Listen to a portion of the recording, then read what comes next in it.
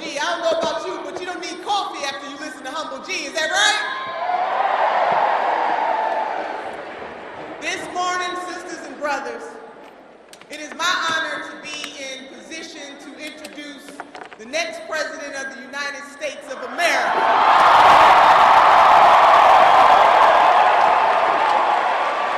And I want you to know that the cause is right and the time is now.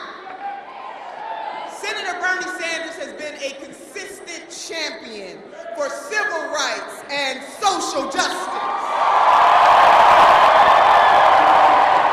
He's not new to this. And for the college students in this room, when he was around your age, he stood up at the University of Chicago as a member of CORE fighting against segregation in public housing. As the mayor of Burlington, Vermont, he used his leadership to transform that city. He is not new to this. He's running for president of these United States of America to make sure, in the words of my grandmother, that Lottie Dottie and everybody has opportunities in these United States of America. He's running against the status quo. I don't know about you, but I'm comfortable with having the next president of the United States of America talk about universal health care as a right. The time is now. The time is now and the cause is right. I don't know about you, but when I hear that young folks in this country are saddled with $1 trillion worth of debt, it is all right with me to have the next president of the United States talk about tuition-free college. The time is right and the cause is now. And speaking as a first-generation college graduate, somebody who understands the power of higher education to transform somebody's life, the cause is right and the time is now. Now, folks, I don't know about you, but all the people talking about how this cannot be done need to get out of the way of those of us who believe and will work to make sure that it is done. The cause is right. And the time is now. Senator Sanders has been a studied champion speaking up for the working poor and the middle class in this country. And oh, by the way, there is a such thing as the working poor, and we need to talk about that. We need to talk about that. The time is right and the cause is now. Where almost all new wealth in this country is going to the 1%. It is wrong, and the 99% of us are in the same boat. The cause is right, and the time is now. And Senator Bernie Sanders doesn't shrink from these issues. He doesn't say one thing to one group of folks in one decade and another thing to another group of folks in a new decade. The cause is right. And the time is now. When Senator Sanders talks about a rigged economy and a rigged political system that drowns out the voices of everyday people like you and like me, we need a champion who's going to tell it like it is. The cause is right, and the time is now.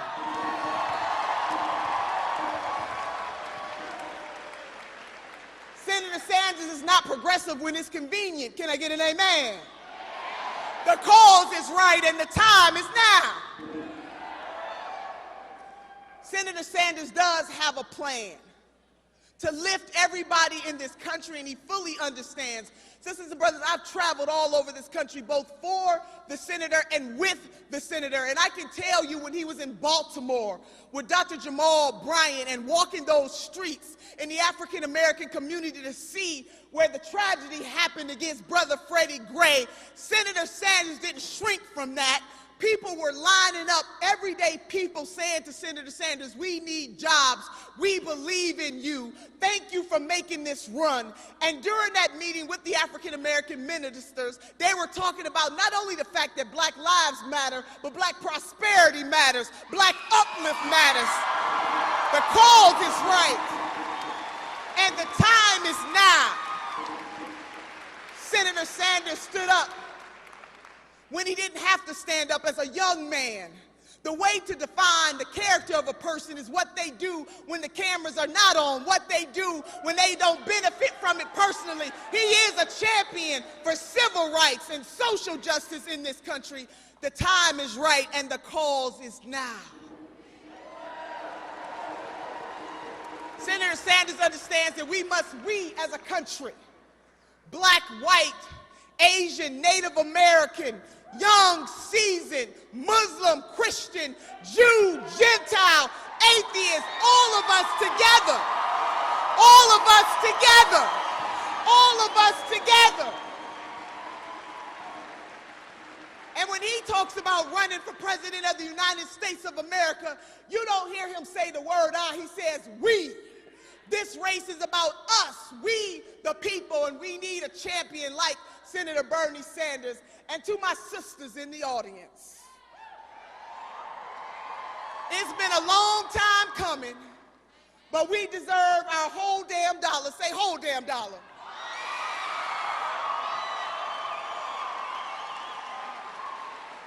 And Senator Bernie Sanders understands that women deserve their whole dollar to support themselves and their family. The cause is right. The time is now.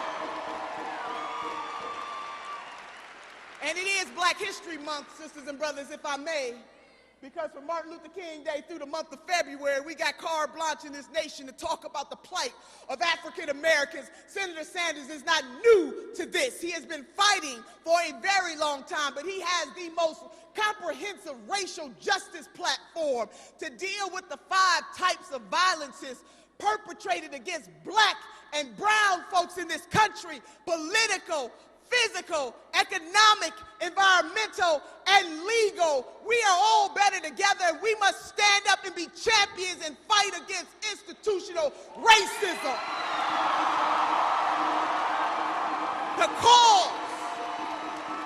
The cause is right, and the time is now. So for us, if we can build a nation, we can have universal health care. If we can abolish slavery, we can have universal health care. If women can get the right to vote, we can have universal health care. If a man can go to the moon, we can have universal health care. We are a country of progress, not regress, and we need to check the type of leaders that we elect to office who want to move us from yes we can to no we can't. But we are not going. The cause is right, and the time is now.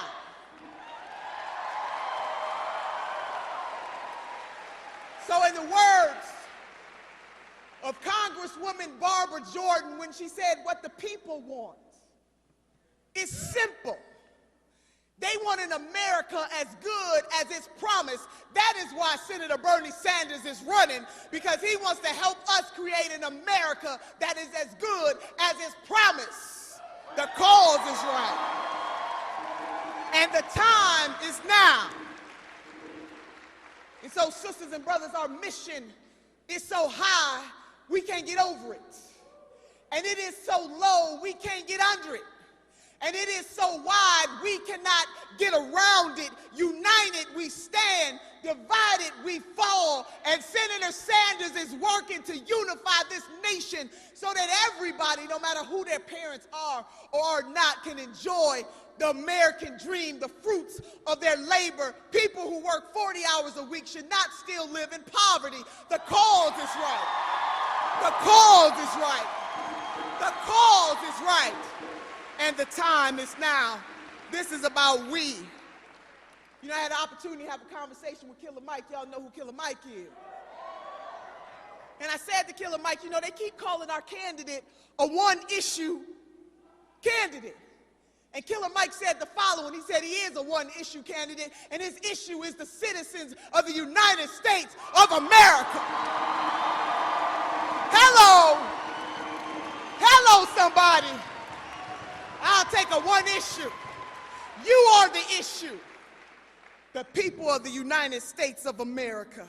Now, in order for a political revolution to come, the senator cannot do it alone, and he constantly talks about how this is about us, this is about we. He needs each and every one of us. So those of you who have a cell phone, would you please mind, pull out that cell phone. Pull out the cell phone. Everybody got a cell phone? This is a people-powered campaign. Senator does not take money from super PACs. At the end of the day, when all is said and done, the only folks that he will have to answer to are the American people. He needs our help to keep this people power movement going. So I want you, if you please, can we just have a quick little fundraiser right here, right now? Right here, right now. We have to invest in this mission, and so I want you to text GIVE to 82623 to donate $10 to our people power movement. The average donation to Senator Sanders' campaign has been $27. If each and every one of us today will donate $10, I'm going to do it right now. Let's give the people power movement. I want you to do that. We're going to text that right now and do this for the senator. Now, while you're doing that, we got to bring them on out. Now, the number again, yes. Text the word GIVE to 82623. That's 82623. It takes teamwork to make the dream work. Thank y'all. Now, I want you to help me to set the mood. We gotta raise the roof on the mother. Is that all right? So when I say feel, you say burn. Feel. Feel. Feel. Feel. Oh! Now we got to do that one more time. Y'all got to be quick on the draw. When I say feel, you say burn. Feel. Feel. Feel. Feel. Feel. Feel. Feel. Feel. Feel. Feel. Feel. Feel. Feel. Feel. Oh my God, I think you're setting the mood. It is my honor, my absolute honor to bring to you the next president of the United States of America, Senator Bernie Sanders.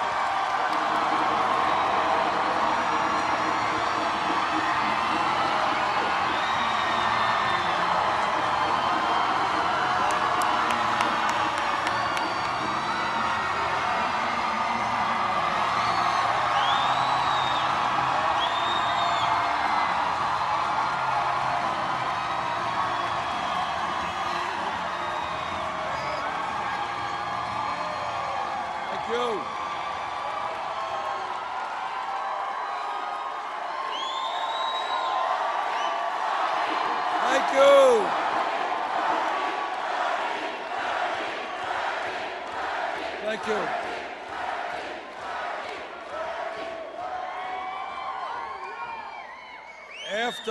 After those remarks by Senator Turner and the field of burn, it feels very warm in this room, I'll tell you that. Well, I want to thank Senator Nina Turner not only for her support in this campaign, but for her years of work on behalf of working people, a fight for racial and social justice.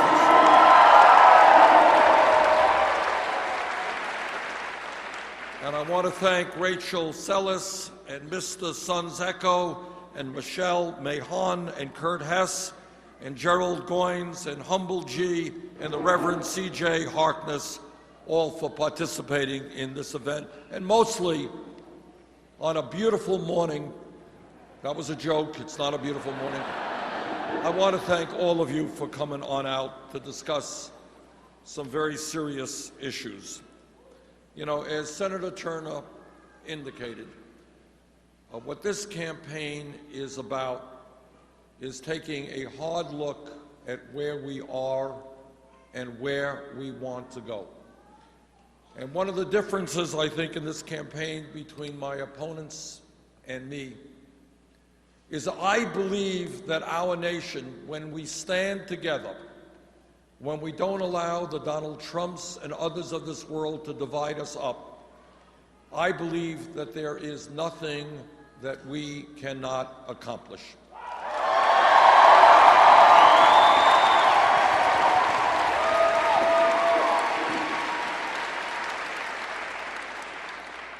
So this campaign is about understanding that we today are the wealthiest country in the history of the world.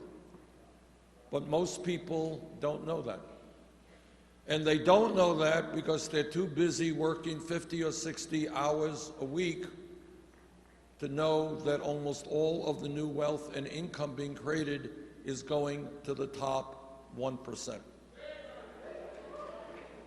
So what this campaign is about is not only asking people to envisage a new America, but also to understand that no president, not Bernie Sanders or anybody else, can do it alone. And this is what Senator Turner was talking about. Every person in this room is enormously powerful if you choose to use your power.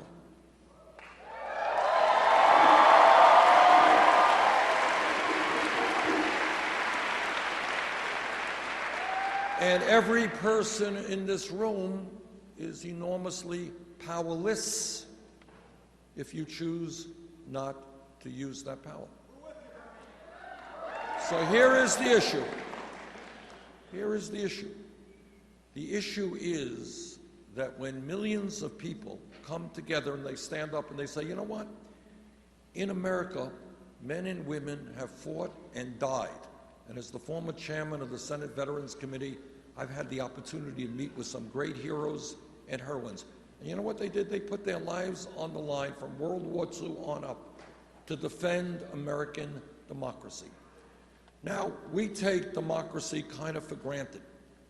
But the truth is, democracy is a very, very radical idea. And what that means is that in the course of world history, almost always you had a king or a queen or a czar. Those guys made the decisions. You're going off to war. I said you're going off to war. You're paying taxes. I'm taking your land. I made that decision. It doesn't matter what you think or what happens to your life. What democracy is about is saying that all of us together have the right to determine the future of this country.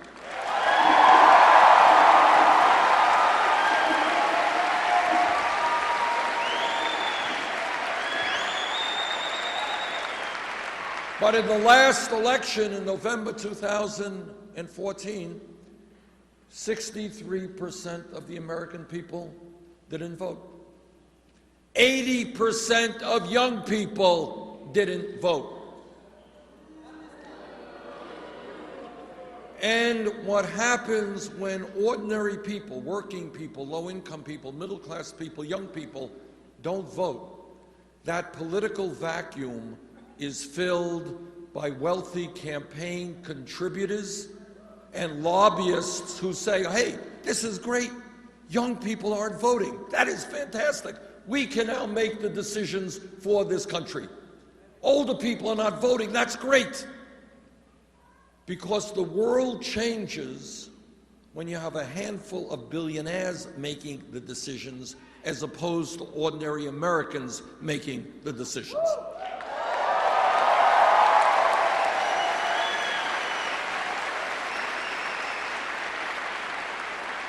So what this campaign is about is calling for a political revolution. And what that means is no president, not Bernie Sanders, not anybody else can do it alone. Why is that? And I'll tell you why. And this is a truth that many politicians will not tell you. The truth is that Wall Street, corporate America, the corporate media, large campaign donors have so much influence over the political and economic system of our country today that no president, not the best intentioned in the world, can take them on. The only way we take them on is when millions of people, black and white and Latino and Native Americans and Asian Americans, gay and straight, men and women. When people stand up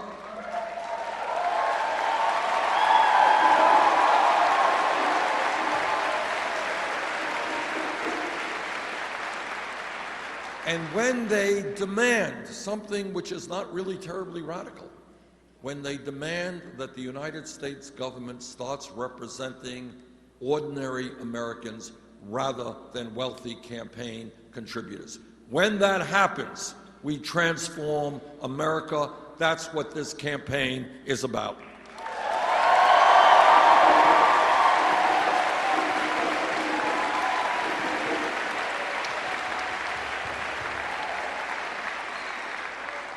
Now, over the last 9.5 months since we began this campaign, a lot has changed. When I began the campaign, what the pundits were saying, well, they say, Bernie, you comb your hair really great. You wear your GQ outfit here. You have all the requirements to be the president. But two things. Number one, to run for president in this day and age, you need a huge, and I say huge, amount of money. Just need hundreds of millions of dollars, if not more than that. We made a decision early on, a very important decision, which distinguishes my campaign from my opponent's campaign. And what we said is, we do not represent the billionaire class. We do not represent corporate America. We do not represent Wall Street. We do not want their money. We are not going to have a super PAC.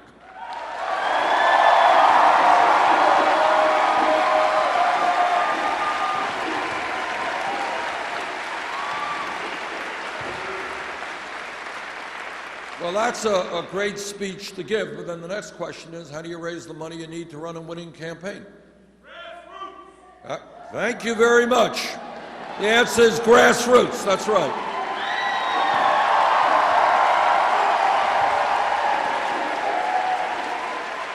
So we did something that is unprecedented in politics today. What we said is, look, we're not going to go to billionaires' homes and raise millions of dollars.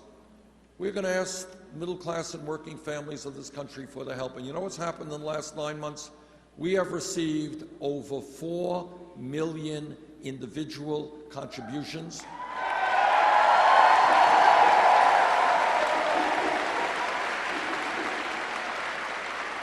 And that is more than any candidate in the history of this country up to this point in election.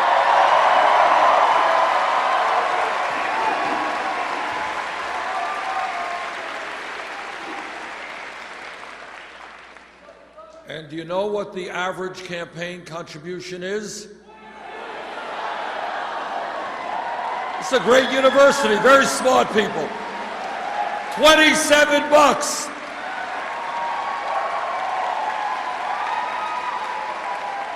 And all of the political geniuses out there, they're figuring out, they're saying, how could it be? How can you actually run a winning campaign with an average contribution of $27? But I think what people are saying is not only are they supportive of what we're fighting for, but they're saying something else. They're saying we're going to do everything that we can to make sure that billionaires do not buy elections in the United States of America.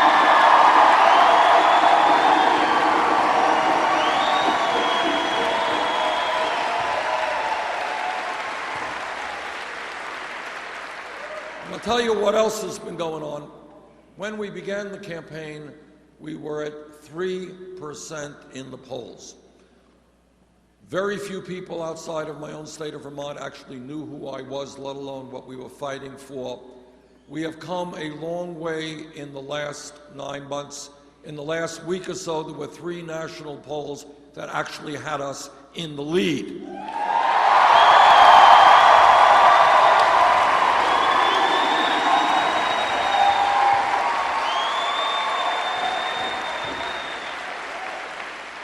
And when you do some of these polls, which has Bernie Sanders against Trump or Hillary Clinton against Trump, almost all of those polls have us beating Trump by wide margins.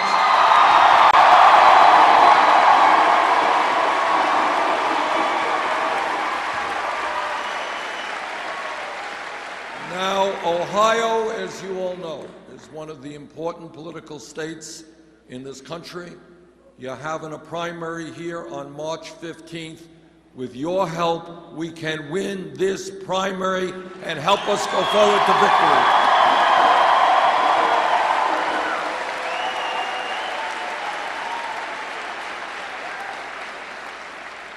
Now, I think the reason that we have come so far and are doing so well is pretty simple. We're doing something very, very radical. We're telling the American people the truth. Now, I know that that is a radical idea, but hey, and that is what we are saying is, look, before this country, before any country can go forward, you got to really look honestly at the problems and the realities, even if they are unpleasant realities. You know, unless you look at what goes on, you don't have a foundation in which to go forward. And what we have been doing in this campaign is listening to ordinary people, not just big money contributors. We are listening to millions of workers in this country who are telling us they cannot make it on $9 or $10 an hour.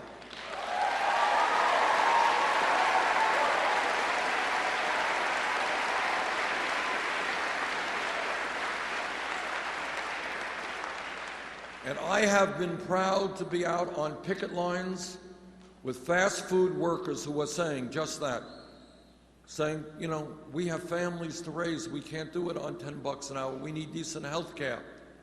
And I have been proud to stand with them in the fight for $15 an hour and the right to organize a union.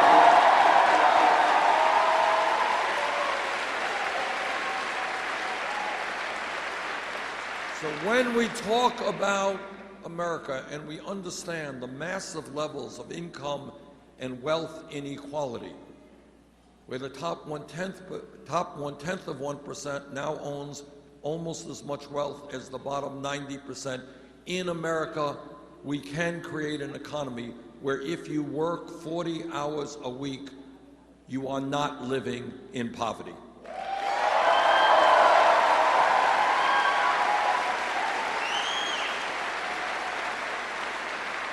And in the wealthiest country in the history of the world, we should not be having millions of senior citizens and disabled veterans trying to scrape by on $11,000 or $12,000 a year Social Security.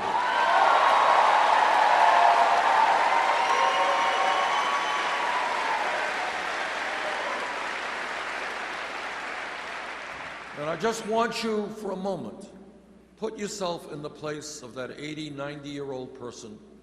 Healthcare needs, prescription drug needs, got to keep your home warm in the wintertime.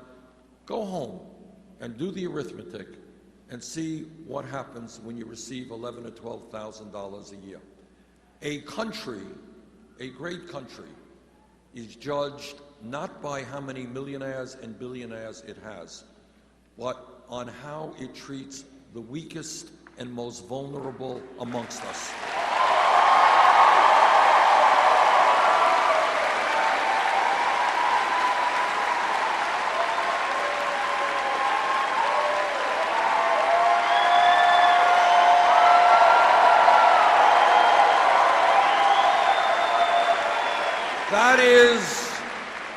That is what a great nation is about, and that is what every religion in the world, Christianity, Judaism, Islam, Buddhism, that's what they tell us.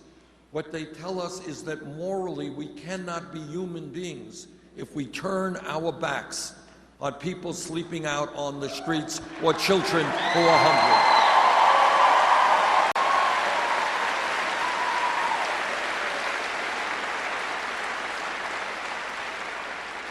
And what being human is about is I've got 4 great kids and 7 beautiful grandchildren. I want you to worry and be concerned about my kids and my grandchildren, and I will worry about you and your kids and your parents. That's a society.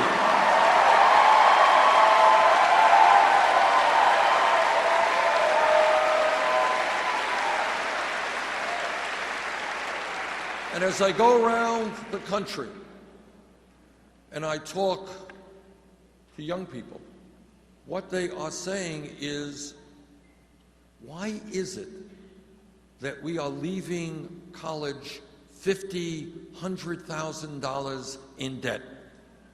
Why is it we are being punished for what crime? The crime of trying to get a good education? We shouldn't be punished for that.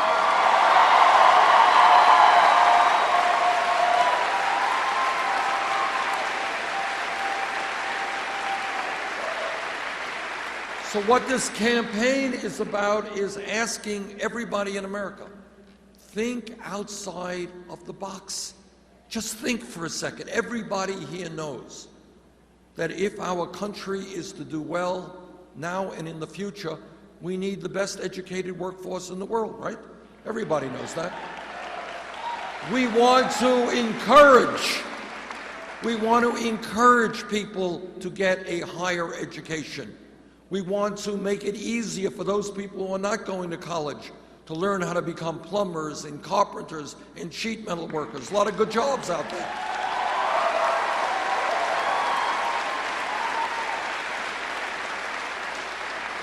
We should not be punishing people.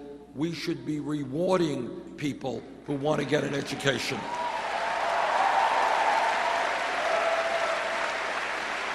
This is not a radical concept. It is what other countries are already doing.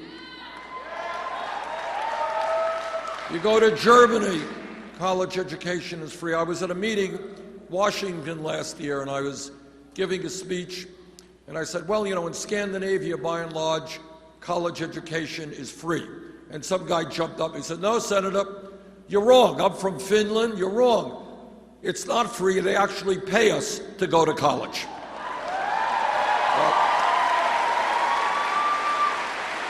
But here's the point. Thinking outside of the box. If we want a strong economy, I want to encourage people to get all the education they need without having to pay off student debt for the next 30 years. And when we talk about listening to people, this campaign is listening to women. And women are asking us,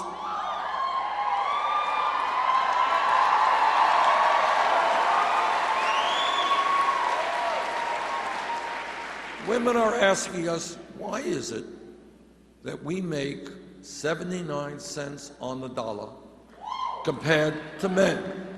Why is that? And if we are African American women, the discrepancy is even wider.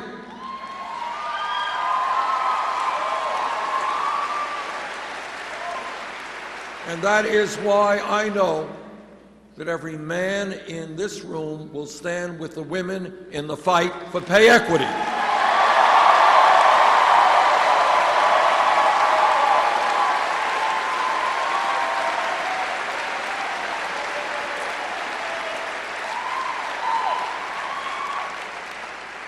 Every psychologist who studies the issue tells us that the most formative years, the most important years of a human being's life are 0 to 4.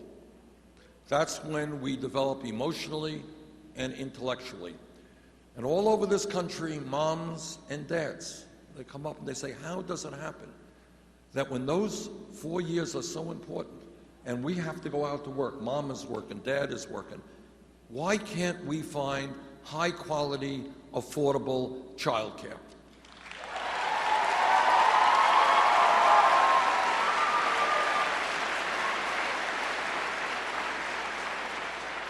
As a country, we should have a world-class pre-K childcare system, and together we're going to develop that system.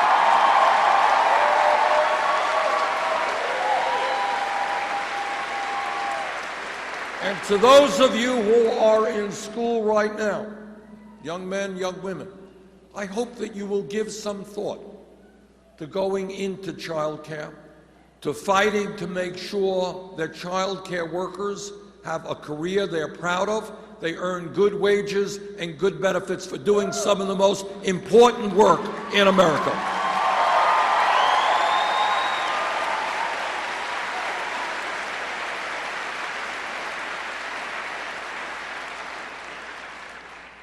And when we listen to people, we are listening to our brothers and sisters in the African American community. And they are asking us,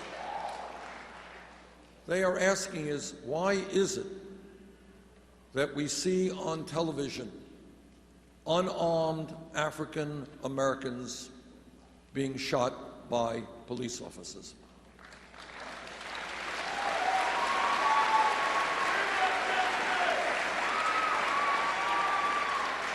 Now, I was a mayor of the city of Burlington, Vermont. Anybody here from Vermont? All right, a few. We're a small state, all right. And I was mayor of the largest city there for 8 years, and I worked closely with the police.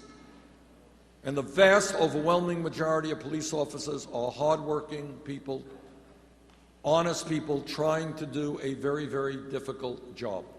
That's right. And by the way, when we talk about young people thinking about careers, we need some great police officers out there. Think about law enforcement.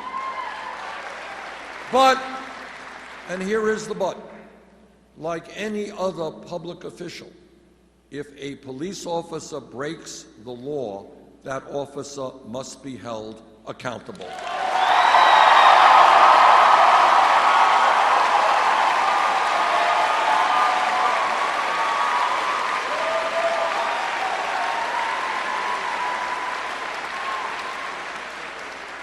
I have talked to people in the African American community, people with PhDs, who say, you know, if I'm driving across the country, I get kind of nervous.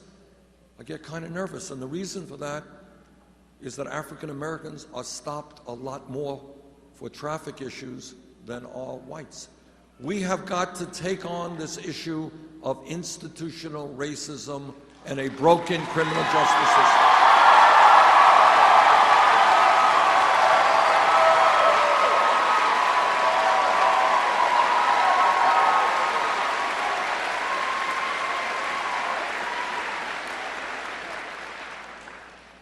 That is why I believe, and again I speak as a former mayor, that we have to demilitarize local police departments.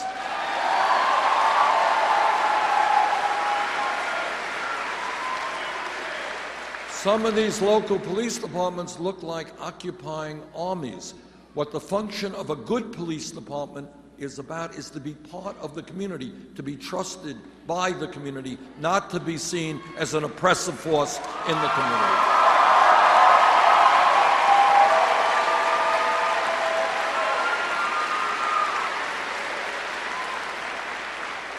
And we need to make police departments look like the diversity of the communities they are serving.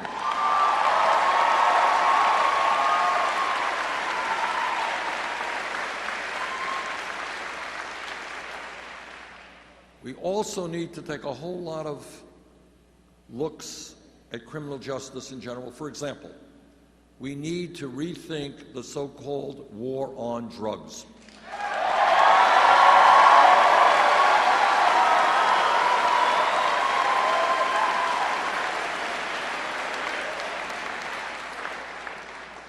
Over the last 30 years, millions of Americans have received police records for possession of marijuana.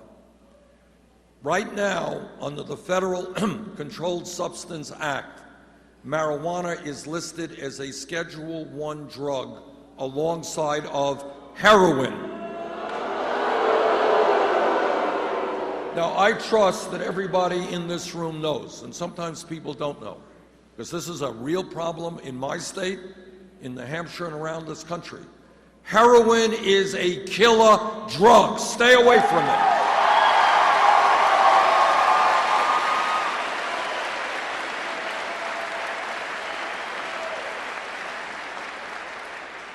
Now, there are people and scientists who argue the pluses and the minuses of marijuana, but no sensible person believes that marijuana is anything like heroin. And that's why I believe, now that is why I believe we should take marijuana out of the Federal Controlled Substance Act.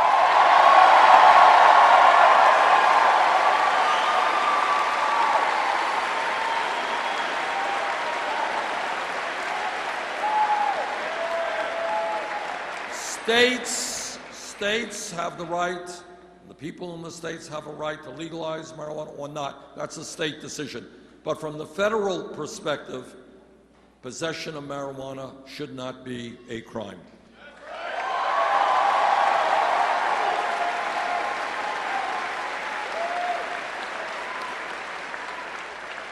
And when we talk about criminal justice, let me make some connections here.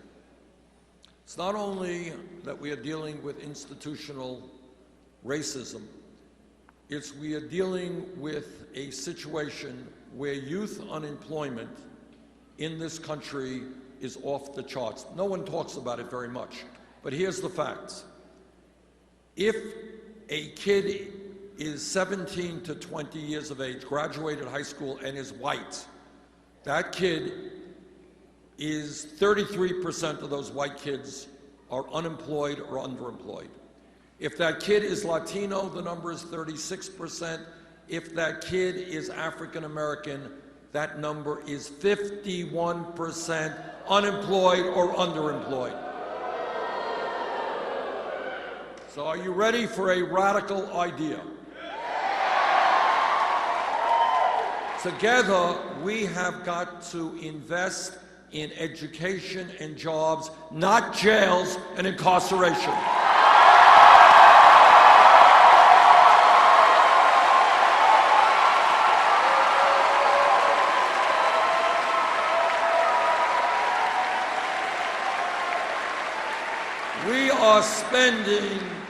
We are spending $80 billion a year to lock up 2.2 million Americans. In my view, it makes a lot more sense to send a young person to the University of Ohio than lock him up. It's a lot cheaper.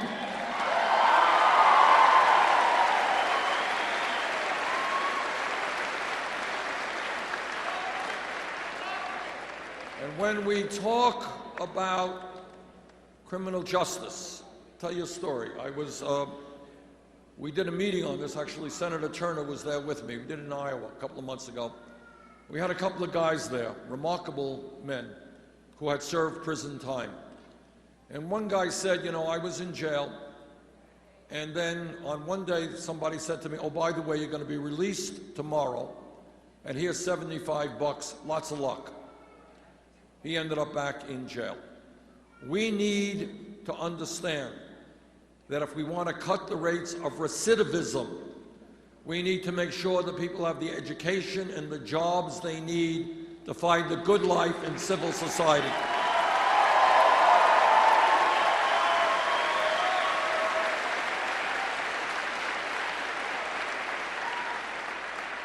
Now, my dad came to this country at the age of 17 from Poland without a nickel in his pocket.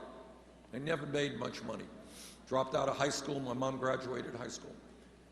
So I am a little bit sensitive to the issue of immigration. And I want everybody here to know that in America today, we have 11 million people come to this country to try to get a little bit better life for themselves and their children. And what we're seeing now is a horrendous level of bigotry and racism in attacking these people. When you have people like Trump saying that Mexicans are rapists or criminals, that is an outrage which we will not accept.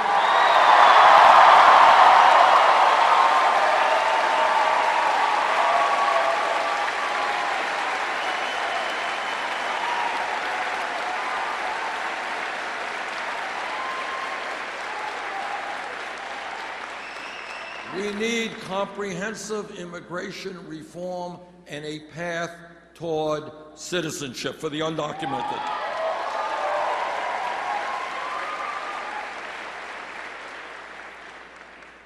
Now, I think the reason that our campaign is doing well is that we are touching a nerve in America, and people are responding very strongly. Vast majority of the American people, you could be conservative, progressive, moderate, Democrat, Republican, whatever.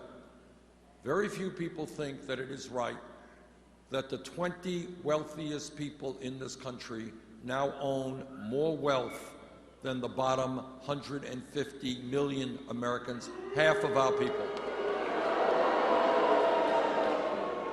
And when I talk about a rigged economy, I am talking about the fact that one family in this country, the Walton family who owns Walmart, owns more wealth than the bottom 40% of the American people. Does that sound like what America is supposed to be about? Well, let me tell you something about what a rigged economy means. What a rigged economy means is that the wealthiest family in America, the Walton family, pays wages at Walmart that are so low that many of their employees have to be on Medicaid food stamps and subsidized housing. And you know who pays for that Medicaid food stamps? You do. So on behalf of the wealthiest family in the world, in the United States, worth some $60 billion or so, I want to thank you. They are very appreciative that you are helping to subsidize their company. That was a joke. In fact, of course, it's an outrage. Why should the middle class of this country have to subsidize employees who work for the wealthiest family in America? That's pretty crazy stuff. So I say to the Walton family, get off of welfare, start paying your workers a living wage.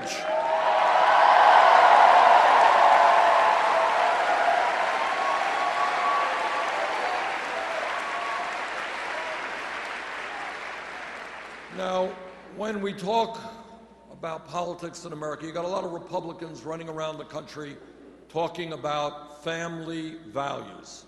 They love families.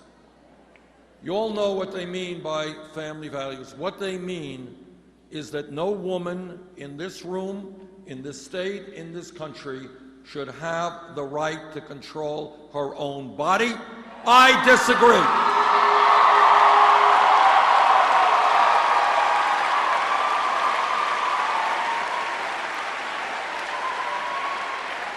What they mean is that our gay brothers and sisters should not have the right to get married. I disagree.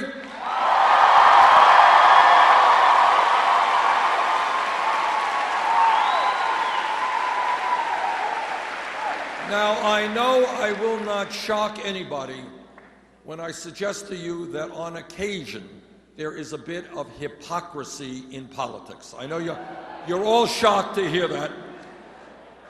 But in this issue, I think the hypocrisy reaches an all-time high, and this is why.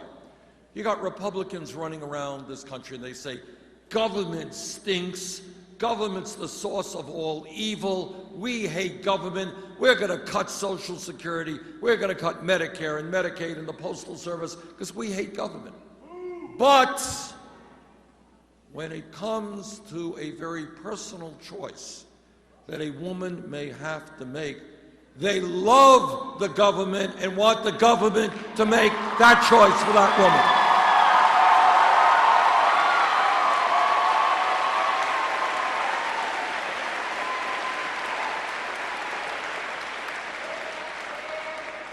That, my friends, is called hypocrisy.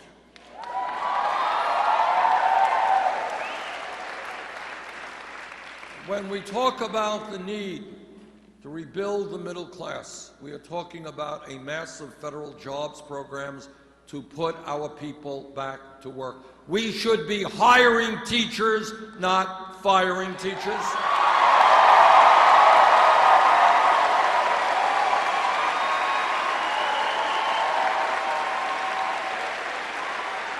Tonight, if my memory is correct, I'm heading to Flint, Michigan.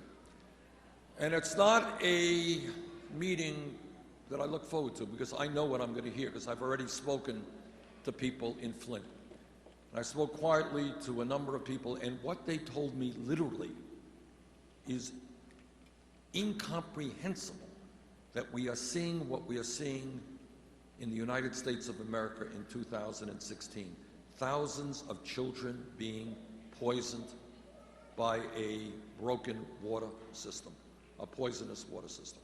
Now, my point is, Flint is maybe the worst example of a collapsing infrastructure, but it is not the only example.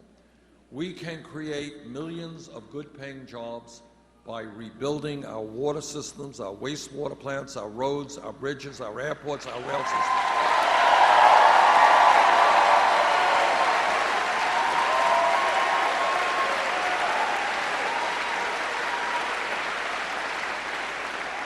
The other thing that we have got to do is not only create jobs, because real unemployment in America is close to 10%, not 5%.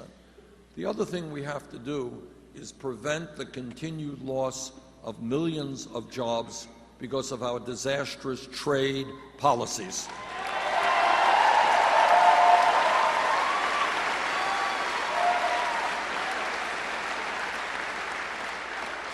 One of the differences between Secretary Clinton and myself is that she supported NAFTA, she supported permanent normal trade relations with China.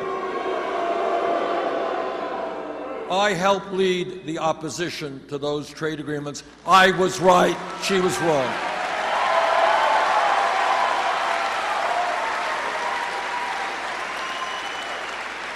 Look, you don't need, I suppose we have some PhDs in economics here, but you don't need one to understand what these trade policies are about. It's not complicated. You have a large corporation, and right now you're paying a worker in the United States 15, 20, 25 bucks an hour. You got to provide health care. You got to protect environmental legislation and regulations. Why would you want to do that when you could shut down in America, move abroad, pay people pennies an hour, not worry about unions, not worry about the environment, and bring your product back into America? That's what these trade agreements are, nothing more complicated than that. Since 2001, we've lost 60,000 factories in America, a lot of that having to do with disastrous trade agreements. If elected president, we will fundamentally rewrite trade agreements in this country.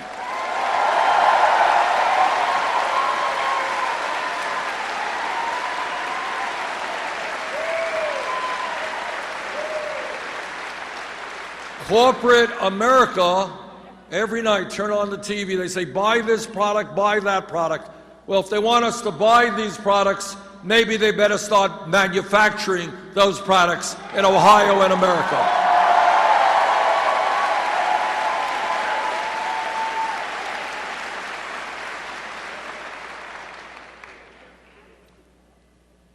All of you are aware that as a result of the greed, recklessness, and illegal behavior, Wall Street drove this country into the worst economic downturn since the Great Depression. That's a fact. We bailed out Wall Street against my vote, but Congress bailed out Wall Street because the big banks were too big to fail, i.e., if they went under, they'd take half of the economy with them. Turns out that today, 3 out of the 4 largest banks are much bigger than they were when we bailed them out because they were too big to fail. Turns out that the 6 largest banks in America issue 2/3 of the credit cards that you have and write 1/3 of the mortgages. In my view, if Teddy Roosevelt, the great trust buster, were alive today, what he would say, when you have that much concentration of economic and political power, what you have got to do is break them up, and I agree.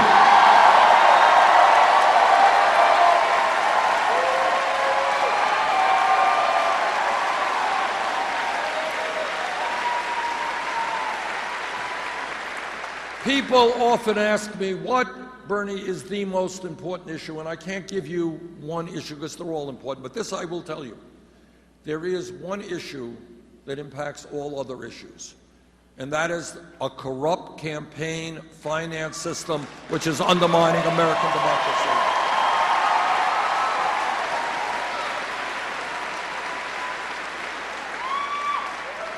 The Koch brothers, Wall Street billionaires should not be able to buy elections in the United States of America.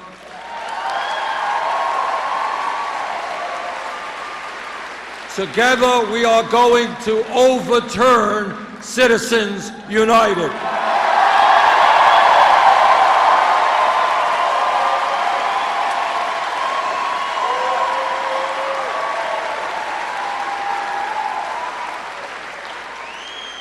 As I said earlier, if this country is to do well economically, we need to have the best educated workforce in the world. And what that means to me right now are two major things.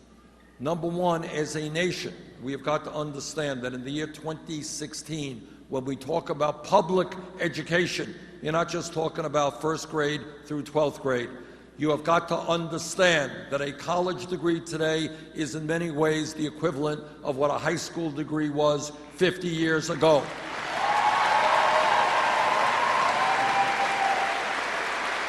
So we've got to do two things. Number one, anybody in this country, regardless of his or her income, I came from a family, didn't have a whole lot of money.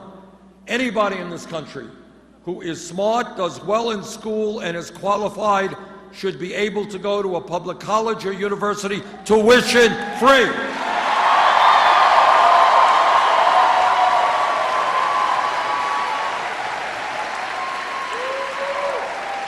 And second of all, we have got to deal with this crisis of student debt.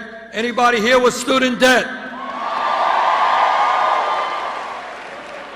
All right, we have legislation that will significantly reduce student debt by allowing those with the debt to refinance their loans and get the lowest possible interest rates they can find.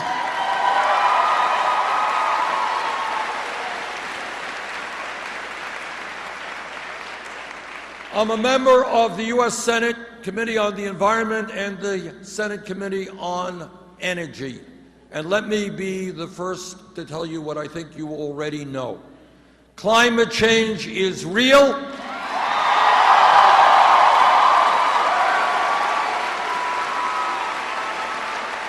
Climate change is caused by human activity, and it is already causing devastating problems in our country all over the world.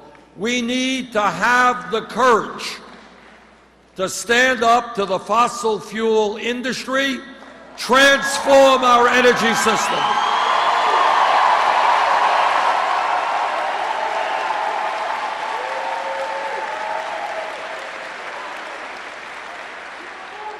We cannot allow the fossil fuel industry to think that their short-term profits are more important than the kind of planet we're going to be leaving to our kids and future generations.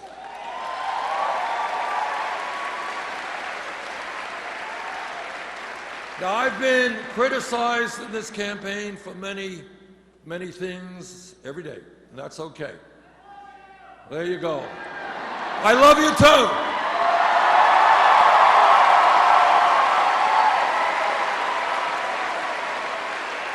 And here is one area that I have been criticized. Bernie, they say, why do you think the United States of America can do what every other major country on earth does? UK, France, Germany, Holland, Scandinavia, Canada. Why do you think that in America we can guarantee health care to all people as a right? Well, you know what? Let me be as clear as I can be. I believe that health care is a right, not a privilege.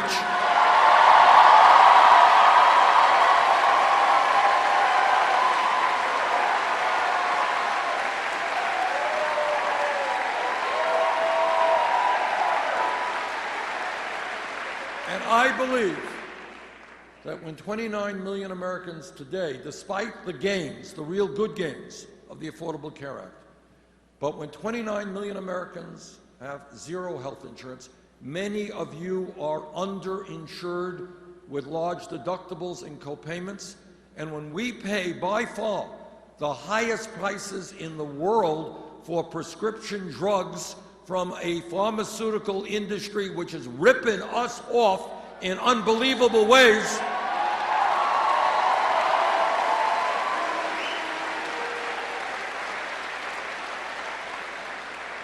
you want to hear crazy? This is crazy. 1 in 5 Americans who receive a prescription from a doctor cannot afford to fill that prescription. That's crazy stuff. So we are going to take on the drug companies, we are going to take on the insurance companies, and we are going to pass a Medicare for all program.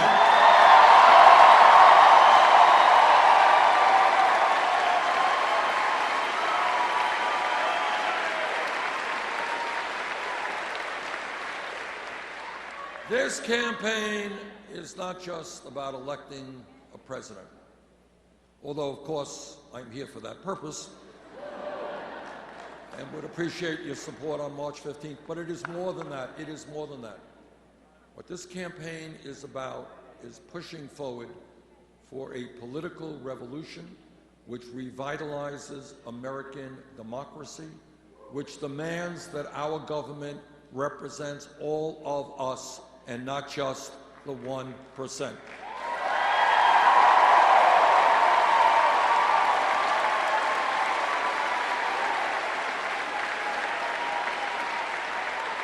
There is nothing that I've talked to you about this morning that is radical, that is outside of the mainstream, that the American people do not want to see happen. They know that the rich are getting richer while everybody else is getting poorer. The issue is, do we have the courage to tell the billionaire class that they cannot have it all, that this country belongs to all of us, not just a few?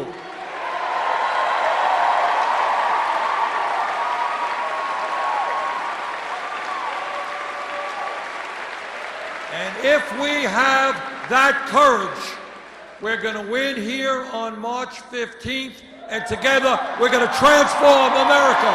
Thank you.